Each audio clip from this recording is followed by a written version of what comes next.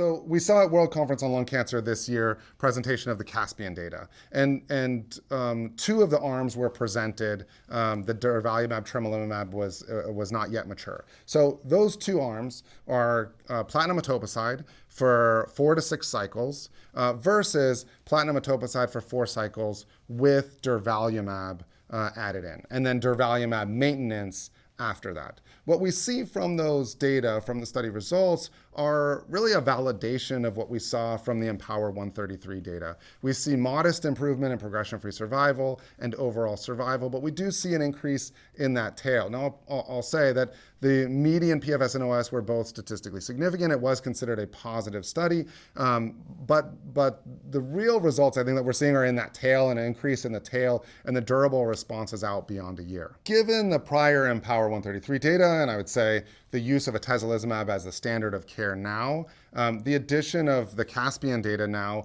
isn't necessarily a new paradigm, but I think it is a new option, and I would anticipate this being approved just like the Empower 133 data led to approval of atezolizumab, and people will have the opportunity to choose whether they want to give atezolizumab or durvalumab in that frontline setting. But I would consider that a continuation of what has already become the standard of care. Unfortunately, the checkpoint inhibitors really are generally very well tolerated, and the side effect profile is different than what we see with chemotherapy. So it actually pairs fairly nicely, and doesn't really tend to increase the difficulty with getting through treatment. So as far as the toxicities, though, we do see some patients who really end up having a hard time. And although the majority really tend to cruise through without much difficulty or much show up as far as side effects, we do sometimes see people with significant diarrhea or rash, and really the big one actually is pneumonitis.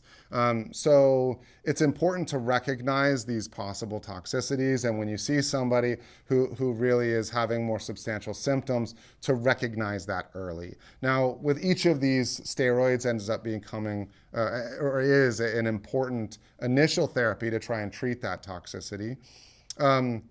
Of all of them, pneumonitis is probably the most important to recognize early. Most of these people with small cell lung cancer are people with some limited lung function already from a significant smoking history, sometimes significant COPD.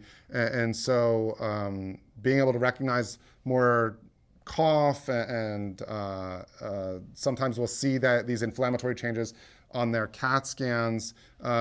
It can sometimes be hard because people often have a cough and also already have respiratory symptoms intermittently. So sometimes I see people where that's something that I'm maybe a little concerned about, but then as we talk about things more, I feel more comfortable and we go ahead and proceed with treatment. And in other times I've seen people where things are kind of lining up in a way that makes me a little more concerned, and there have been times we've held treatment. But many times when treatment patients do have these side effects and you treat through them, as long as the side effects haven't really been substantial and they really fully recover from them, then reinitiating therapy doesn't necessarily cause that full side effect profile like it did before. It's important to take this case by case, individual by individual, and to just monitor closely for these.